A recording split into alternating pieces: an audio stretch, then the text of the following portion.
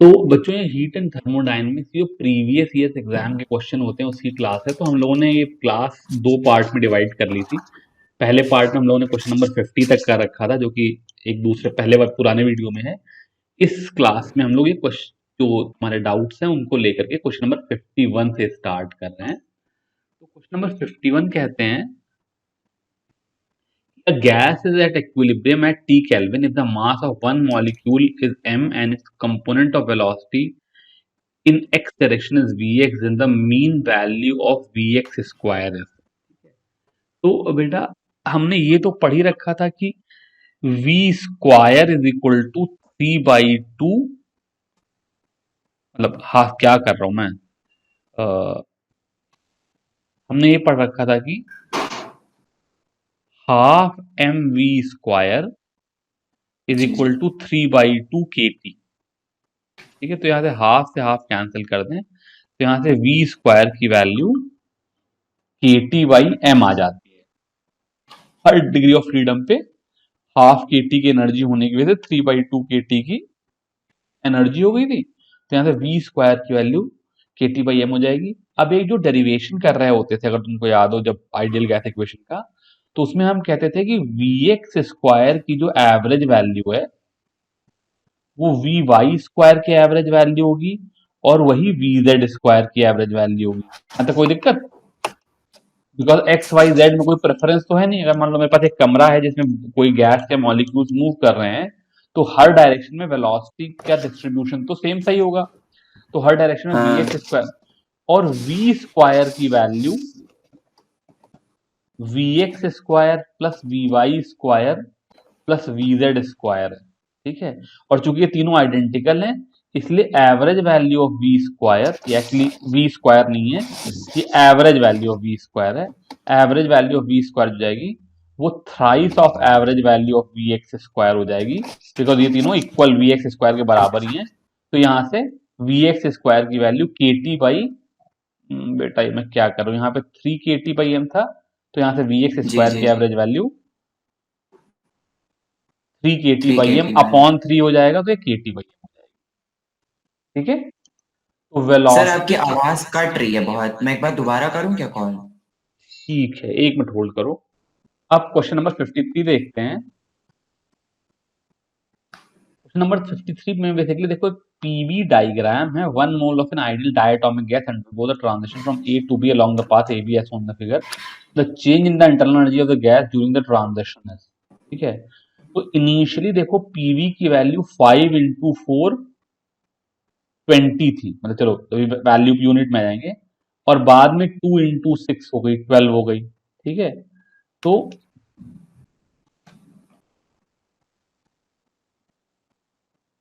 यहां पर क्या कर लेंगे,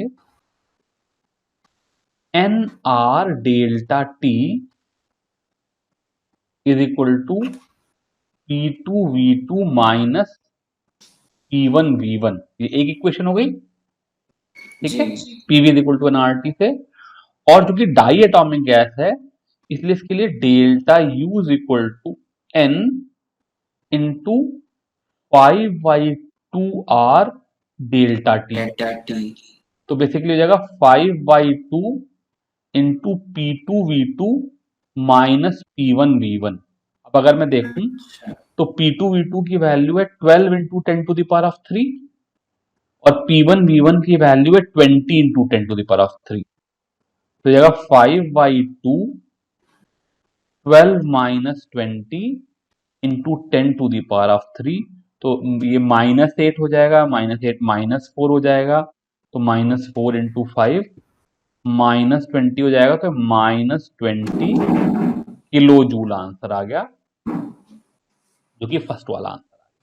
ठीक है, तो जी। Change in internal energy is equal to N CV delta T है, सीवी की वैल्यू 5/2 आर लिख दी, और एन आर डेल्टा टी की value P2V2 minus P1V1, ideal gas equation आ गई।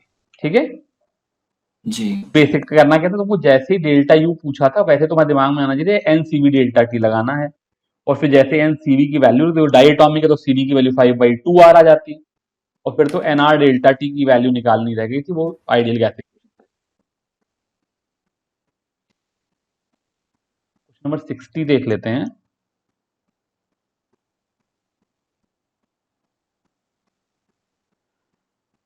4 gram of a gas occupies, को बड़ा कर लेता हूँ, 4 gram of a gas occupies 22.4 liter at NTP, तो ये बेसिकली 1 मोल हो गई। The specific heat capacity of the gas at constant volume is 5.0 joule पर केल्विन पर मोल। ठीक है, अब ये तो भाई बड़ी परेशानी वाली बात हो गई। अच्छा चलो कोई बात नहीं।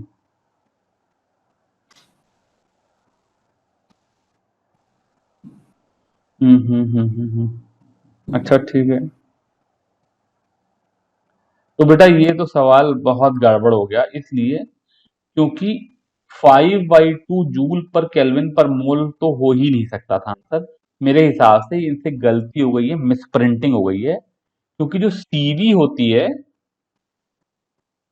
वो या तो 3/2 आर होगी या फाइव या बाई तो टू फाइव आर बाई होगी। टू ठीक है, तो 3/2 आर की वैल्यू 3/2 इसको 8.314 करेंगे, तो एक करीब करीब 8 को इससे मल्टीप्लाई कर 25/2 12.5 जूल पर मोल पर केल्विन, इस तरह का नंबर होना चाहिए था।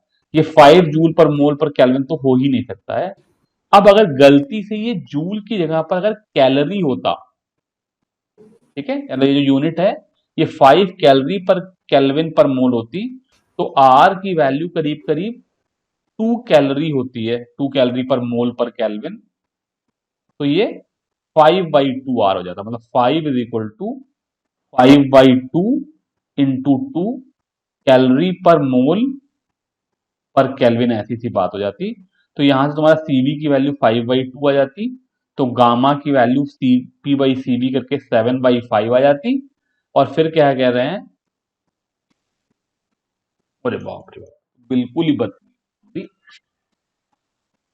आहाहाहाहाहा, तो वो 7 जूल पर केल्विन पर मोल आ जाता। अब ये सवाल बिल्कुल बेकार है जिसने भी इसको बनाया है, क्योंकि देखो क्या हो रहा है कि अगर आपने मुझको सीवी दे दी, ठीक है, तो जी मुझे सीपी निकालने के लिए फिर तो कोई झंझट ही नहीं है, because CP is equal to CV plus R. तो यही जूल की जगह अगर मैं केल्विन कर लूं तो 5 में 2 जोड़ करके 7 ए बन जाएगा, मुझे स्पीड ऑफ साउंड की जरूरत नहीं। ठीक है, सर, मैंने भी वही किया था, लेकिन आंसर क्या दे रखा है? 60 का सेकेंड। ठीक है, तो ये तो सब गड़बड़ हो गया। ठीक है ना, ये अपने गामा वाले फॉर्मूले से कर रहे हैं, लेकिन अगर ये सेकंड हो गया तो CP minus CV is equal to R ही नहीं रहेगा, तो फिर क्या बात करें। ठीक है ना, जी फिर तो CP minus CV is equal to R ही नहीं रहेगा ना, तो वो तो बेकार बात होगी, गलत बात। ठीक, चलो इसको भी, ये गलत क्वेश्चन अगर ऐसा है तो। और बोलो, 60 के बाद हम लोग आ जाते हैं 64 पे। चलो एक मिनट, मैं 60 के बारे में एक बात और बता दूं, फिर भी कोई बात नहीं है। ठीक है, जो दूसरा कंसेप्ट है वो ये है, ये तुम मत करो, velocity of sound is equal to under root of gamma R T by M. ठीक है, तो जो एम है उसकी वैल्यू यहां पर 4 ग्राम पर मोल है, तो इसकी वैल्यू 0.04 ले लो। टेम्परेचर एनटीपी दे रखा है, तो 273 केल्विन ले लो। और वेलोसिटी की वैल्यू 952 ले लो।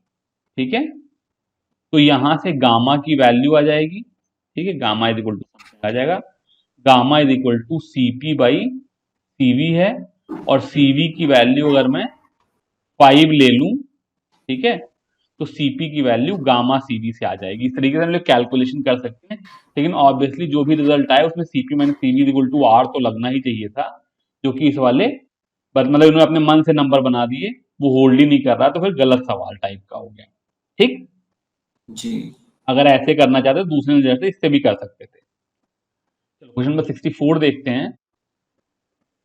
क्वेश्चन नंबर 64 में कह रहे हैं, one of the most efficient engine ever developed operated between 2100 and 700 Kelvin. Its actual efficiency is 40%.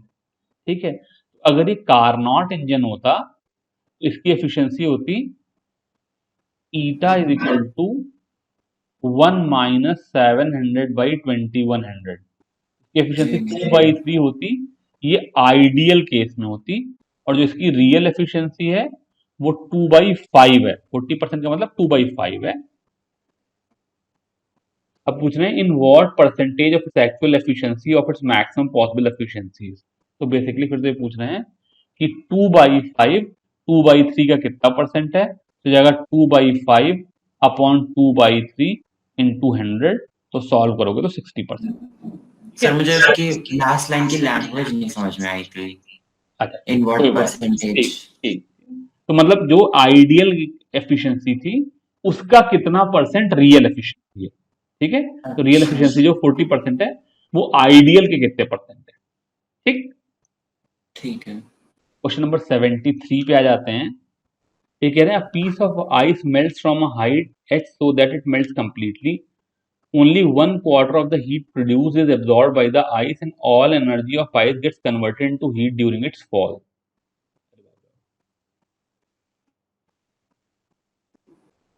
अच्छा ठीक,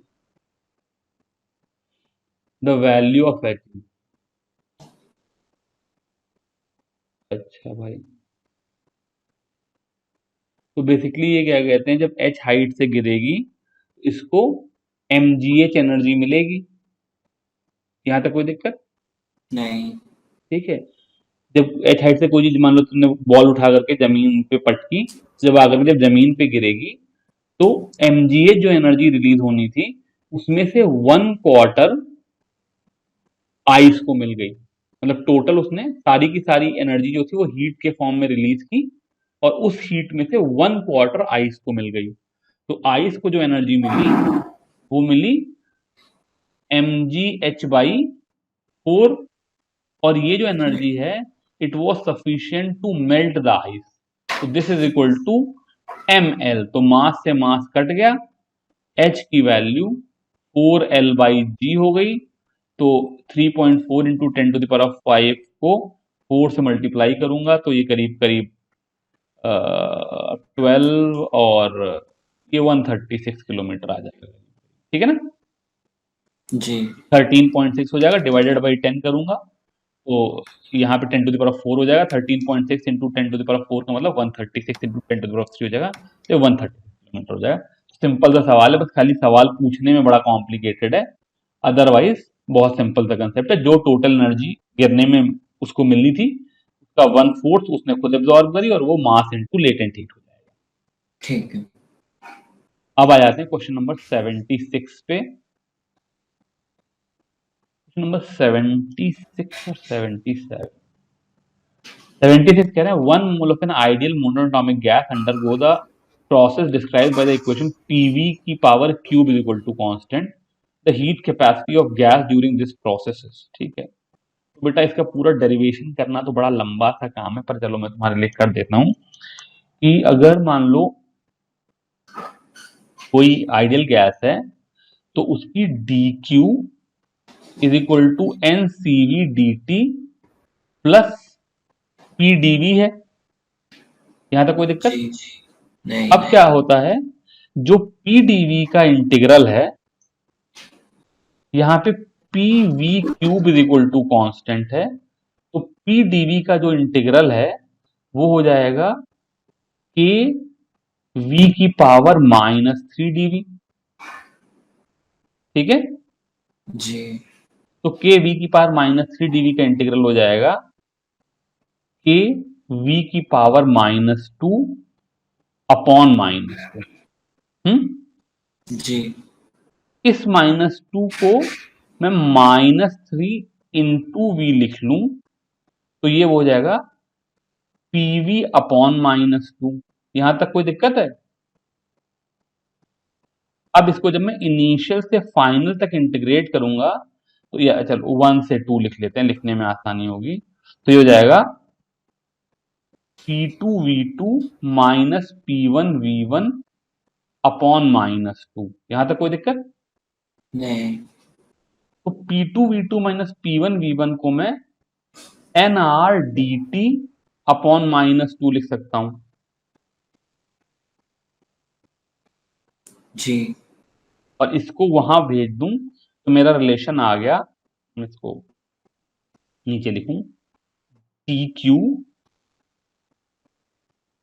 जो कि एन सी डी टी हो जाता है, उसकी वैल्यू हो गई N C V D T minus N R D T by two. ठीक है, जी तो टी की वैल्यू आ गई C V minus R by two. अच्छा तो C V minus R by two से ये गैस जो थी मोनो एटॉमिक थी, तो सी वी की वैल्यू 3/2 आर थी, और उसमें से आर बाई टू सब्ट्रैक्ट किया तो आर आंसर आ गया, यहां पर ही आ गया 1.5। 3/2 में से आर बाई टू सब्ट्रैक्ट करेंगे तो ये आर आ गया, तो सेकेंड आंसर आ जी गया। ठीक है, जी हाँ।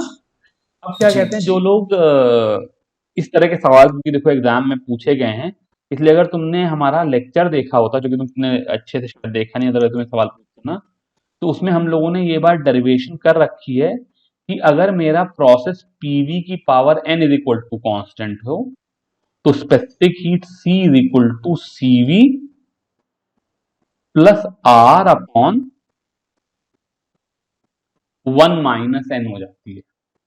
ठीक है, और इसको याद रखने अच्छा का एक तरीका है कि एडियाबेटिक प्रोसेस में n की वैल्यू गामा होती है। जी ठीक है, और सीवी की वैल्यू r/1 होती है। तो ये r/((-1) प्लस r/((1 - गामा) 0 दे देगा, क्योंकि तुम्हें मालूम है एडियाबेटिक प्रोसेस में तो स्पेसिफिक हीट जीरो ही होती है, हीट ही नहीं दे रहे तो स्पेसिफिक हीट जीरो ही होगी। तो ये याद रखने का तरीका है कि एडियाबेटिक प्रोसेस में चूंकि ये r/((1) है, इसलिए प्लस r/((1 - उसको कैंसिल कर देगा। तो बेसिकली ये एक फॉर्मूला है जो मैंने अपने लेक्चर्स में डराइव करा रखा है, अभी तुमको याद नहीं होगा। तो इससे n की वैल्यू अगर डाल दी तो सीधे 3 आ जाती, तो -r/2 आ जाता, हम लोग direct answer. But ultimately derivation तो पता ही होना। ठीक है, जी अब हम लोग आ गए हैं क्वेश्चन नंबर 77 पे। क्वेश्चन नंबर 77 पे कह रहे हैं, the temperature inside a refrigerator is T2 degree Celsius and the room is T1 degree Celsius, the amount of heat delivered to the room for each joule of electrical energy. अरे बाप रे बाप। तो ये यहाँ पर बेटा क्या होता है, हमने कार्नोट इंजन में देखा कि QC by Q H is equal to TC by T H हम लोग बात करते थे, याद है। जी अब यहां से अगर कोई मुझसे पूछे क्यू एच बाई डब्ल्यू कितना होगा, तो वास्तव में Q H upon Q H minus Q C हो जाएगा, और इसकी value T H upon T H minus T C. यहां तक कोई दिक्कत? नहीं तो टी एच को बाहर का टेम्परेचर कितना है, T1 डिग्री सेल्सियस है, इसको T1 प्लस 273 लिख लूं, और यहां पर कहे जब सब्ट्रैक्ट ही कर रहे हैं तो 273 कट जाएगा, तो यहाँ पे T1 माइनस T2 लिखूं, तो मेरा आंसर हो जाएगा ये फोर्थ वाला। ठीक है, T1 plus 273 upon T1 minus. ठीक है, अच्छा यहाँ ध्यान देना कि यहाँ पे क्योंकि amount of heat delivered to the room पूछा है, इसलिए मेरे पास न्यूमरेटर में QH है, ये QH बाई डब्ल्यू है। वैसे रेफ्रिजरेटर के लिए जो मैंने अपना लेक्चर पढ़ाया था, उसमें मैंने एक चीज कोफिशिएंट ऑफ परफॉर्मेंस बताई थी, जो कि QC बाई डब्ल्यू होती थी। बिकॉज मैं रेफ्रिजरेटर में ये थोड़ा देख रहा हूँ कि पीछे कितनी गर्मी फेंक रहा है, हाँ हाँ रेफ्रिजरेटर में तो मैं यही देख रहा हूँ कि भाई ये फ्रिज कितना ठंडा कर रहा है मेरा। ठीक है, जी तो वो QC बाई डब्ल्यू होती थी, और उसकी value TC upon T H minus TC होती थी।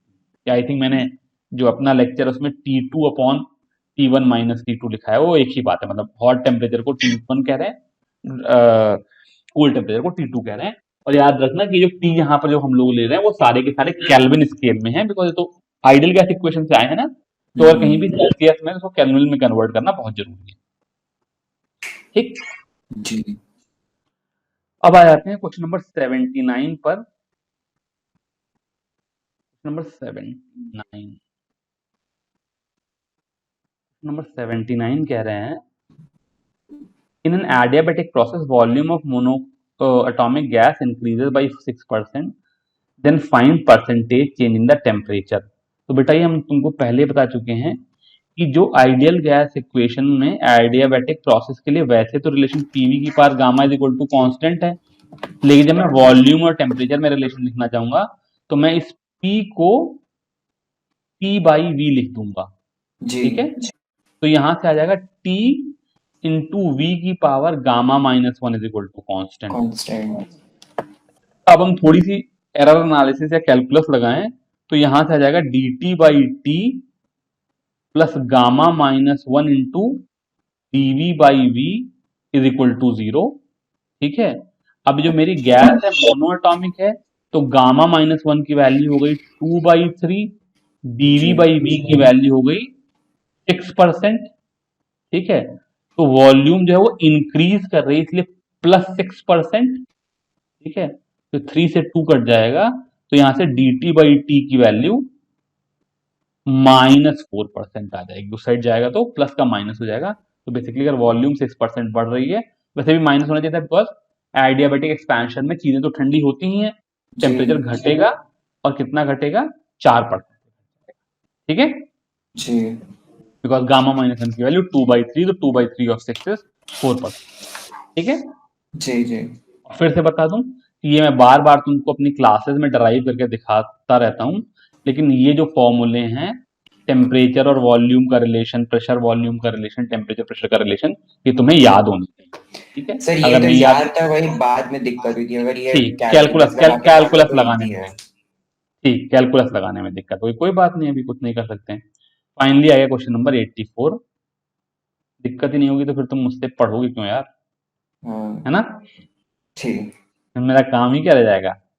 An ideal gas is at a temperature T having molecules each of mass small m, K is the Boltzmann constant and 2 kT by m की value इतनी है। Find the percentage of the fraction of the molecule whose speed lies in the range of 324 metre पर, अरे बाप रे,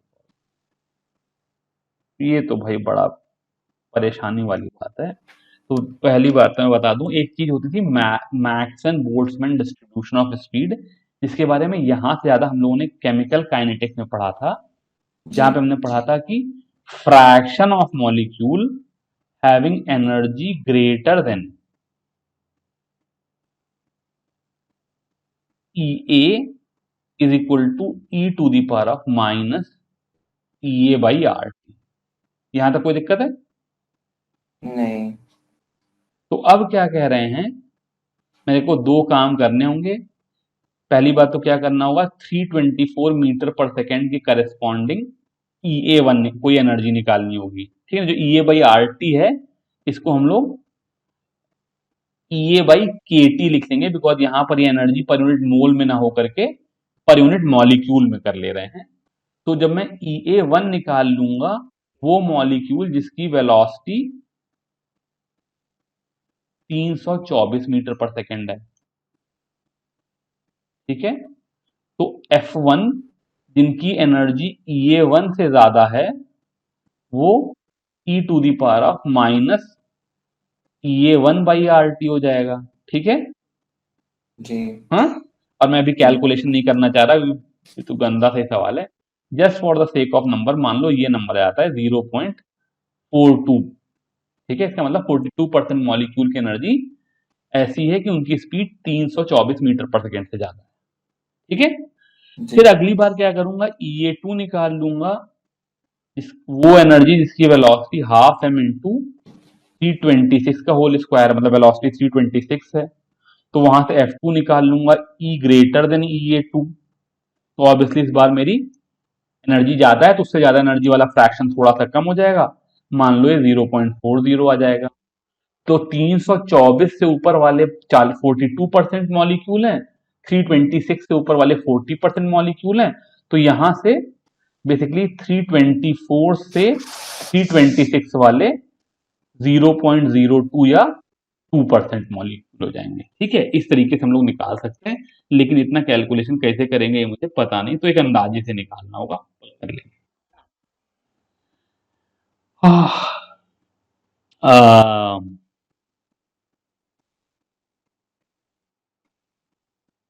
जो दूसरा तरीका हो सकता है, जो अभी मुझे तुरंत सोचते सोचते याद आया, वो ये तरीका हो सकता है कि अगर मान लो F is equal to E to the power of minus E A by K T type की चीज है, तो यहां से D F by D T, नहीं D F by D E, ठीक है ना, इसको ई ए ना लिख करके सिंपल ई लिख लेते हैं यार, तो थोड़ा लाइफ मेरी आसान होगी। तो अगर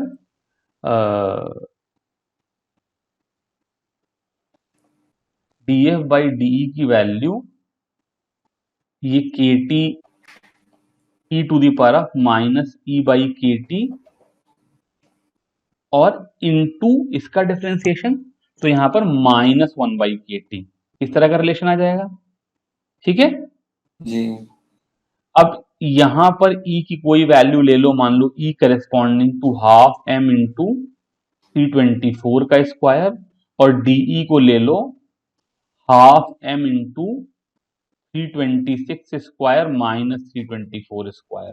ठीक है, तो यहां से डीएफ निकल आएगा। ये उसको करने का दूसरा तरीका हो गया, लेकिन दोनों केस में ही ये सवाल करने लायक नहीं है, काफी लंबे कैलकुलेशन वाला है। ठीक है, जी के बाद 84 के बाद हमारा लास्ट डाउट है 93, इसको यहाँ पे मैं मार्क कर दूं। 93 में कह रहे हैं कि a balloon contains 1000 kilogram of air if its temperature is changed by 60 degree Celsius, then find change the thermal energy of the air। तो बेटा इसमें क्या करेंगे कि एयर जो है, एयर, ठीक है, ये predominantly di atomic gas, diatomic gas है। ठीक है, तो जो डी यू हो जाएगा, और मैं अज्यूम कर रहा हूं कि बलून के अंदर वॉल्यूम कांस्टेंट है, मतलब डी, सर क्या कर रहा हूं, डी यू जो हो जाएगा वो एन सीवी डी टी हो जाएगा। ठीक है, हम्म तो यहां पर 1000 केजी दे दिया है, तो अब तो बहुत ही परेशान कर रहे हैं यार ये लोग। तो 1000 केजी को पहली बात तो 10 टू द पावर ऑफ 6 ग्राम लिख लेंगे। ठीक है, अपॉन मोलर मास जो हो जाएगा वो नाइट्रोजन का 28 होता है, ऑक्सीजन का N2 का है, ऑक्सीजन का 32 होता है, और ये 4:1 के रेशो में होता है। तो थोड़ा सा कैलकुलेट करोगे तो उसका मॉलिक्यूलर मास 28.8 ग्राम पर मोल आ जाएगा। ठीक है, मतलब 4 इंटू 28 प्लस 1 इंटू 32 अपॉन 5, ये करोगे तो यानी कि इसको 28.8 से डिवाइड कर दूं तो ये नंबर ऑफ मोल्स आ जाएंगे। सीवी की जगह पर मैं 5/2r लिख लूंगा, और dt की वैल्यू 60 डिग्री लिख लूंगा। यहां से मेरा du आ जाएगा, सॉल्व करके आंसर निकालेंगे। ठीक है, फिर अच्छा सवाल नहीं है बिकॉज थोड़ा कैलकुलेशन ज्यादा करनी है, लेकिन ऑब्वियसली एग्जाम में आया हुआ है तो ऐसे एक आध सवाल बीच में आ जाते हैं, करना ही पड़ता है, क्या करें। ठीक है जी तो इसके साथ हमारे जो सारे डाउट्स थे वो खत्म हो गए। अभी के लिए मैं इस क्लास को खत्म कर रहा हूं। Thank you very much.